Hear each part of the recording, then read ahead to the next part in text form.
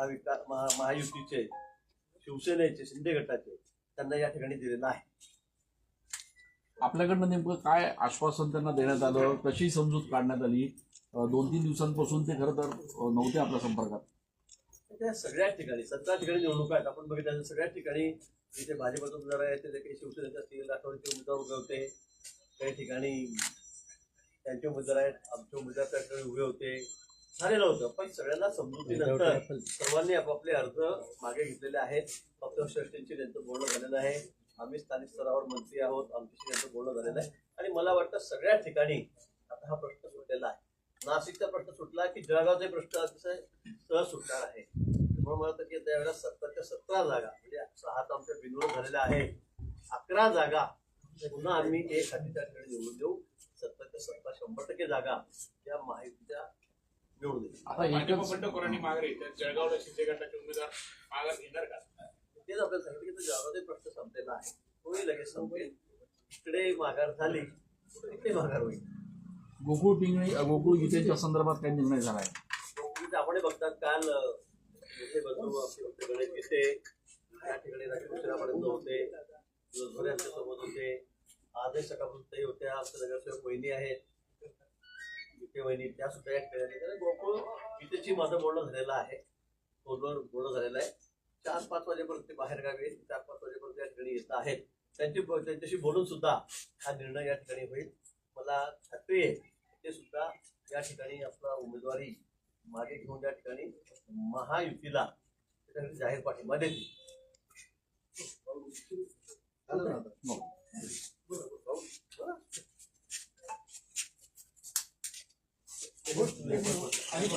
दादासाहेब थोडं आतमध्ये या ना. दादासाहेब थोडं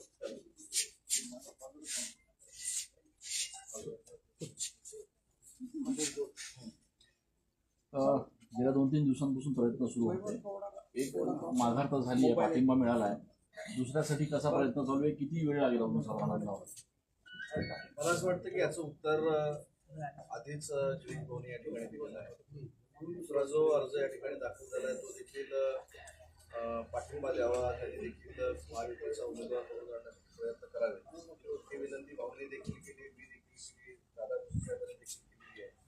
आम्हाला पूर्ण खात्री आहे की त्याच्यामध्ये देखील यश आम्हाला येईल आणि त्याचं फायनल डिसिजन मुली इथं सांगितलं ना, त्यांनी तो डिसिजन परत त्याच्यावर बोलावा असं नाही. आणि त्यांनी देखील हे देखील ठामपणानं सांगितलं की नाशिकमधला हा जिल्हा सुटला की जळगावचा देखील जिल्हाच आपण एका गटात समाधान नाही. एक जी माघार होती किंवा एक पाठिंबा मिळतो त्याच्यावर समाधानी नाही. अजून दुसरा समाधानी नाही किंवा आहोत त्याच्यापेक्षा प्रशांत बापूंनी देखील सीएम साहेबांचा, डीसीएम साहेबांचा, गिरीश भाऊंचा, माझा असेल, दादा भुसे साहेबांचा असेल, शब्दाला मान ठेवला. त्याच्यामध्ये असं काही नाही की समाधानी आहे किंवा नाही. बापूंनी देखील उमेदवारी मागे घेतल्यामुळं आम्ही महायुतीचे सगळे मंत्री, आम्ही पदाधिकारी समाधानी आहोतच ना. आणि गोकुळजींचा जो अर्ज राहिलेला आहे त्यासाठी देखील आम्ही प्रयत्न करतोय आणि त्याचं फायनल डिसिजन काय होणार आहे हे देखील सुतोवाच आता महाजन साहेबांनी देखील. जळगावचं कधी प्रश्न हाच आहे की एक झाली आहे. नाही, मला असं वाटतं की जळगावचा विषय देखील संपलेला आहे. त्याच्यामध्ये काल दिवसभरामध्ये मुख्यमंत्री मोदयांबरोबर, उपमुख्यमंत्री मोदयांबरोबर 4 ते 5 वेळा सुद्धा गिरीश भाऊ बोललेले आहेत, मी देखील बोललेलो, दादा दुसरे देखील साहेब बोललेले आहेत. त्याच्यामुळं आता पहिली दुपारची तुम्हाला ब्रेकिंग मिळाली, आता संध्याकाळी थोड्या वेळाला देऊ परत ब्रेकिंग. पण दिवस हे सगळं लागलं.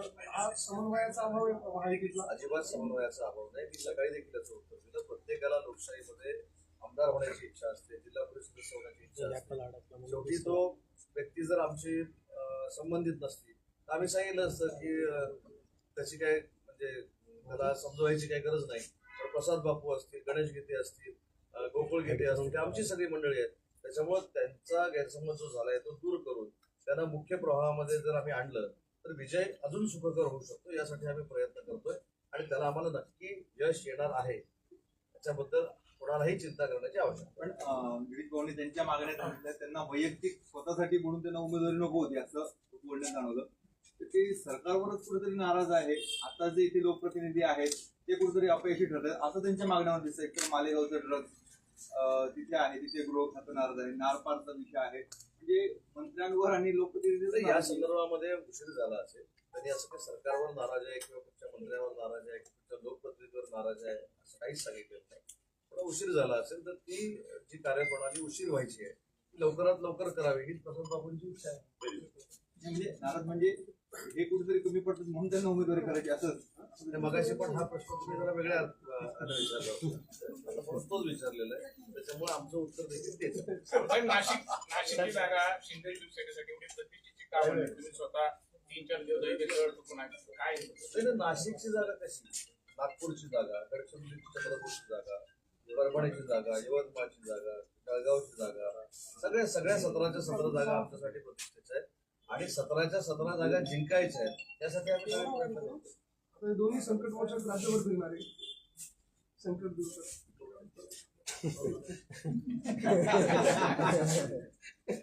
कुठे आता संकट आलेलं नाही. मला वाटतं 2-3 ठिकाणी हा काय होता तो जवळपास आता संपलेला आहे. आज नाशिक जळगाव झालं म्हणजे बहुतेक ठिकाणी 100% ठिकाणी हा सगळा प्रश्न संपणार आहे आणि आता मी महायुतीमध्ये लढणार आहोत. कोणी आमचा बंडखोर या ठिकाणी राहणार नाही. आणि मी पुन्हा आपल्याला सांगेल की 17च्या 17 जागा एकही जागा विरोधी पक्षाला या ठिकाणी मिळणारच नाही. त्याचा किती बोलबच्चे करू द्या, काही बोलू द्या, पण लोक त्यांच्या पाठीशी नाही. आता घोडे बाजार चाललाय, गदे बाजार चाललाय, वाटेची वायफळ प्रत्येक निवडणुकीवर ते अर्थ आहे.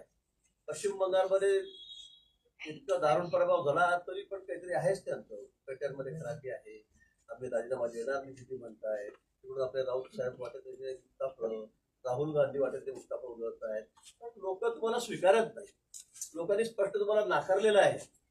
आणि आता नाही पूर्ण देशभर, इथेच नाही सगळ्या देशभर हे झालं की तसं, ते झालं की तसं, बॅलेट पेपर बटनवर घ्या, बोटवर करून घ्या. मला वाटतं त्यांची परिस्थिती अतिशय दयनीय आहे. देशामध्ये कुठेही राज्य आता येणाऱ्या पुढच्या निवडणुकांमध्ये बघा त्यांना कोणी स्वीकारणार नाही. काँग्रेसचा पुरता बँड वाजलेला आहे आणि आपल्याकडे जे बोलबच्चन आहेत त्यांचं काही ठिकाणा राहिलेलं नाही. हो, पण एवढं सगळं पोषक वातावरण महायुतीच्या बाजूने आहे. असं असताना 2 उमेदवारांची बंडखोरी रोखण्यासाठी 3 मंत्र्यांना 3-3, 4-4 दिवस लक्ष घालावं लागतं. हे तुम्हाला विरोधाभास नाही वाटत का? म्हणजे एका विरोधाभास त्यांचंही तुम्हालाही माहिती ती कशी काय ती सक्षम उमेदवार आहे. त्यांनाही वाटतं की मी निवडून येणारच आहे, मलाही वाटतं निवडून येणार आहे. आता पक्षाने निर्णय घेतलेला आहे. ही जागा महायुतीमध्ये शिवसेनेला सुटलेली, बरोबर आहे. आधी त्यांचा त्या ठिकाणी उमेदवार होता शिवसेनेचा, त्यामुळे त्यांचं म्हणत की भाजपाला जागा घ्या. पण ते आता वाटाघाटीमध्ये सुटू शकला नाही. आपल्यालाही कल्पना आहे, त्यांनाही कल्पना आहे. आता मग शिवसेनेला जागा सुटल्यावर त्यांनी अधिकृत उमेदवार दिल्यानंतर त्या ठिकाणी आम्ही बंडखोरी करावी, आमच्या प्रमुख पदाधिकाऱ्यांनी बंडखोरी करावी हे काही मला वाटतं अपेक्षित नाहीये. आणि म्हणून आम्ही त्यांची समजूत घातली.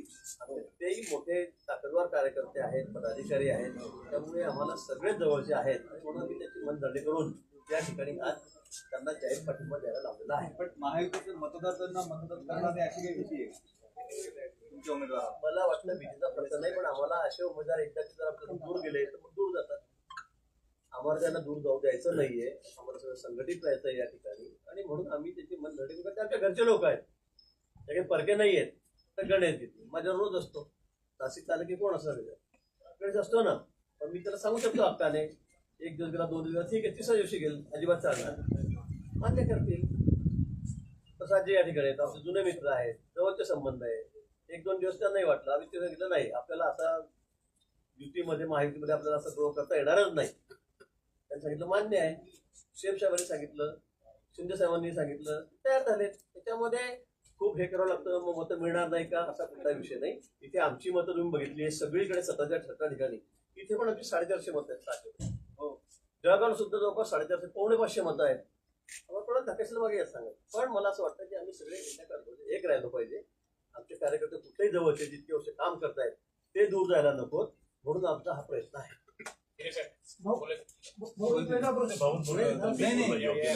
तुमच्यासाठीच सगळे आमच्या सगळ्यांच्या भावना आम्ही भाऊंपर्यंत पोहोचवल्या आहे. माझी मागणी वैयक्तिक कुठल्याही प्रकारची मागणी नाही. मी भाऊला सांगितलं की नार पार्क हे लवकरात लवकर पूर्णत्वास न्यावं. त्याचा लेफ्ट बँक कॅनॉलचं दुपटीकरण आहे. राईट बँक कॅनॉल हा 1.5 पट वाढवण्यात आहे.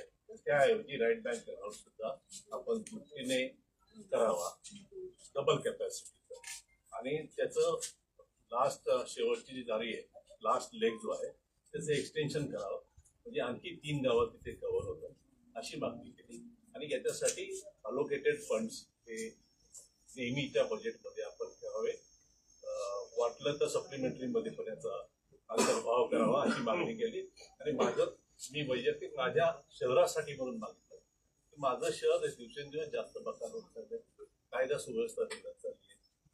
आज सर्वसामान्य नागरिकाला काही भागामध्ये जाणं मुश्किल झालंय. हे सगळं सुधारण्याची गरज आहे. मला काही नको, माझ्या शहरासाठी मी लवकरात लवकर हाय लेवल मीटिंग सीएम साहेबांच्या चेंबरमध्ये, सीएम साहेबांच्या उपस्थितीमध्ये लावावी आणि तिथे सगळ्या स्टेक होल्डर्सला बोलवलं. तर भाऊंनी लगेच ताबडतोब कबूल केलं की मालेगावला ही मीटिंग लावतो आणि मालेगावी त्याच दिवशी पाणी परिषद सुद्धा घेऊ अशा प्रकारे भाऊंनी सांगितलं. तर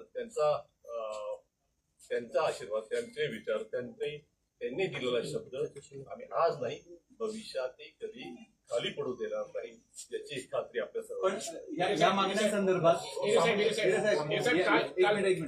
या मागण्यांसंदर्भात सीएम साहेबांचा खूप ऋणी आहे. लगेच या विषयाला त्यांनी हात घेतला.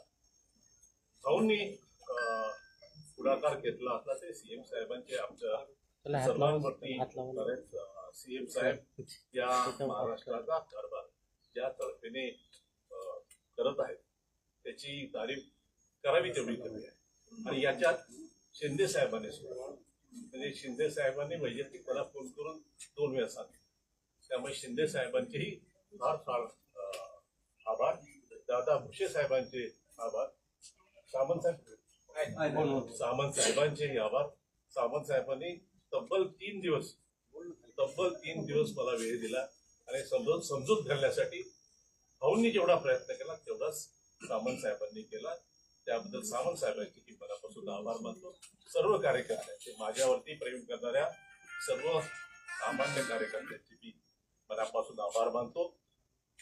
या निवडणुकीतून मी उमेदवार नाही हे आपल्या सर्वांच्या साक्षीने, भाऊंच्या साक्षीने जाहीर करतो. पण ह्या ज्या तुमच्या मागण्या होत्या या आधी तुम्ही काही कोणाशी पत्रव्यवहार केला किंवा पाठपुरावा एक मिनिट थेट उमेदवारी करून आमदार होऊनच हे प्रश्न सोडवावे असं वाटतं का? या आधी तुम्ही मागे पण खुलासा केला प्रसार पक्षाकडे मी उमेदवारी मागितली आणि पक्षाने मला उमेदवारी द्यावी. मी सक्षम उमेदवार आहे. या उमेदवारापेक्षा मी जास्त सक्रियपणे, जास्त सक्षमपणे मतदारांची आणि परिसराची आणि नाशिक जिल्ह्याची बाजू मांडू शकेल असा माझा विश्वास होता आणि त्या विश्वासापोटी ही उमेदवारी मी केली. यात कोणाचा अपमान करण्याचा काय. साहेब, कालपर्यंत तुम्ही म्हणत होते की दराडे सक्षम उमेदवार नाहीये, त्यांच्याकडे तुम्ही खूप टीका केली. आज एकदम भाषा बदलली. काय जबाब होता का काय होतं मागे? आणि दराडेंची तरफदारी करणार नाही. मी सांगतो की मी उमेदवारीमधून माघार घेतलेली आहे. मी महायुती बरोबर आहे. महायुती बरोबर आहे. संपलं. आपण आता जे म्हणतात मालेगाव बकाल झालंय. दादा भुसे मंत्री त्यांचा मतदारसंघ जो तिकडचा भाग आहे ना, एक भाग आहे ना नदी पलीकडचा, तो म्हणजे जो पश्चिम भाग आहे तो चांगला आहे.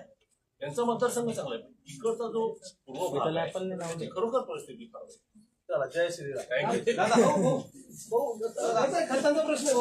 2 मिनिटं खतांचा तुटवडा आहे. 2 मिनिटं दादा राजकीय सगळं हो दादा तुम्ही बोललं पाहिजे ना. मालेगाव बघायला गेलं, मालेगाव मध्ये राज्यामध्ये खतांचा मोठ्या प्रमाणात तुटवडा आहे. जवळ आलेला आहे. त्यामुळे प्रकल्प त्रास जो आहे शेतकऱ्यांना होतो. अतिशय सक्सेसफुल निर्णयांना सुरुवात झालेली नाही.